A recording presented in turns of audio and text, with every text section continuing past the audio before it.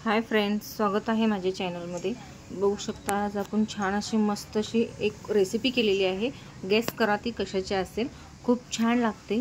हे तुम्ही चपाती किंवा भाकरी किंवा फुलक्यांच्या सोबत किंवा हे काहीच नसेल तर तुम्ही फक्त जर घरी राईस असेल तर तुम्ही राईस सोबत सुद्धा खाऊ शकता। बघू शकता आपली भाजी किती छान मस्त तयार झालेली आहे। बघूनच मला समजत असेल हे किती मस्त असं बॅटर झालं असणार। जास्त काही मी साहित्य घेतलेलं नाही आहे, पण हे खूप छान होती भाजी। तुम्ही सुद्धा नक्की ट्राय करून बघू शकता। वासच इतका मस्त छान सुटलाय की बघूनच खावंच वाटते। चला आता आपण रेसिपीला सुरुवात करूया। बघा इथं मी काय काय घेतलेलं आहे। अगदी एक जोडी सुद्धा मी मेथी घेतलेली नाही आहे। एक प्लेटभर फक्त मेथी घेतलेली आहे। छान स्वच्छ अशी निवडून आणि धुवून स्वच्छ करून मेथी घेतलेली आहे। इथं तुम्ही सुद्धा ट्राय करून बघा। आता इथं बघा मी कोथिंबीर घेतलेली आहे थोडीशी चिरून, आणि अगदीच 2 चमचे जो आपण पोहे खातो ना त्या चमच्याने 2 चमचे बेसनचं पीठ घेतलेलं आहे। छान असं इथं घेतलेलं आहे आपण देशी लसूण 7 ते 8 पाकळ्या, कढीपत्ता आणि 1 मिरची, आणि इथं जिरे आणि तीळ घेतलेला आहे। इथं 1 कांदा घेतलेला आहे मी, पण त्यातला आपला हाफ लागणार आहे, म्हणजे अर्धा कांदा लागणार आहे। हे इतकं आपल्याला साहित्य लागणार आहे, आणि बेसिक आपलं तेल वगैरे नंतर। आता हे सगळं आपल्याला छान असं चेचून घ्यायचं आहे, म्हणजे कुटून घ्यायचं आहे खलबत्त्यामध्ये। दगडी खलबत्ता असेल तर अगदी उत्तम, छान मस्त असं चेचलं जातं। आता इथं बघा बेसनमध्ये आपण पाणी घालून ह्याचं बॅटर तयार करून घ्यायचं आहे। अगदी पातळ असं बॅटर तयार करून घ्यायचं आहे। बघू शकता काट्याच्या चमच्यानं किंवा मिक्स करायचं जरी तुमच्याजवळ काही असेल तर तुम्ही त्याच्यानं असं करून घेऊ शकता।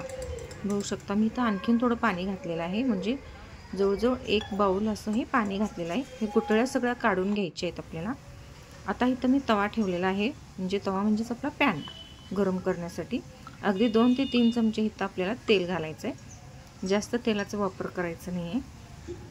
आता हे तेल चांगलं आपल्याला गरम होऊ द्यायचं आहे। आता तेल गरम झालेलं आहे, ह्यामध्ये आपण चेचून घेतलेला कढीपत्ता, लसूण आणि मिरची हे छान भाजायचं आहे, आणि गॅस पूर्णपणे मीडियम फ्लेमवरच हे करायचं आहे आपल्याला।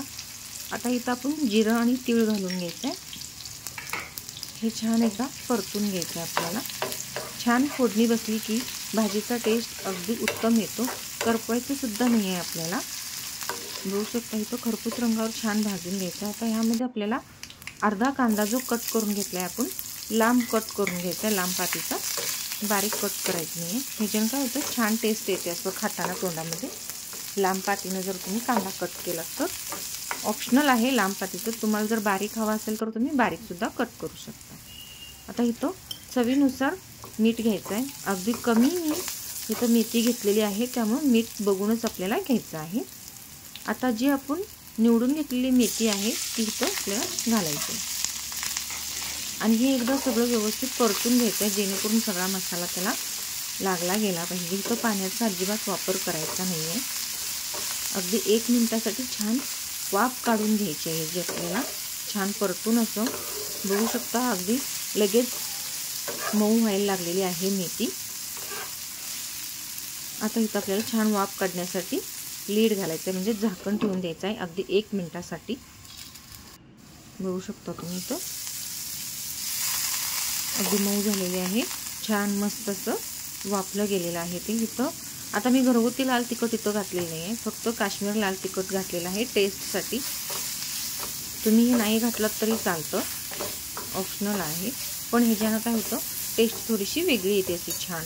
आता जे आपण बेटर करून घेतलेलं आहे बेसनचं, बघू शकता परत एकदा असं हे फिरवून घ्यायचं आहे, कारण बेसन लगेच खाली बसतं भांड्यामध्ये, त्यामुळं। आता ह्यामध्ये आणखीन मी थोडंसं पाणी घालणार आहे, कारण बेसन आहे ते शेवटी ते कितीही आपण त्यामध्ये पाणी ॲड केलं तर ते घट्ट होणारच, त्यामुळे भाजी आपली जास्त घट्ट होते।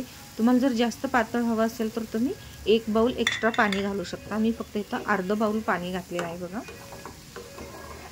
हे छानच व्यवस्थित मिक्स करून घ्यायचं आहे आपल्याला, आणि मीडियम फ्लेमवरच हे सगळं करायचं आहे, हाय फ्लेम करायचा नाही। बघू शकता तुम्ही आता यावरती आपण कोथिंबीर घातलेली आहे। आता 1 ते 2 मिनिटासाठी लीड घालायचं आहे, म्हणजे झाकण ठेवायचं आहे आपल्याला। बघू शकता भाजी आपली तयार आहे, कारण मेथी लगेच आपली शिजली जाते। बघू शकता किती छान आपली मस्त अशी भाजी तयार आहे। गरमागरम वास मस्त यायला लागला। बेसन घालून मेथीची अशी भाजी तुम्ही नक्की ट्राय करून बघा, तुम्हाला सुद्धा नक्की आवडेल। खूप छान लागतं हे। एकदा असं नवीन पदार्थ तुम्ही ट्राय करून बघा, तुम्हाला नक्की आवडेल। आणि व्हिडिओ पूर्ण बघितल्याबद्दल थँक्यू सो मच सर्वांना, अगदी मनापासून।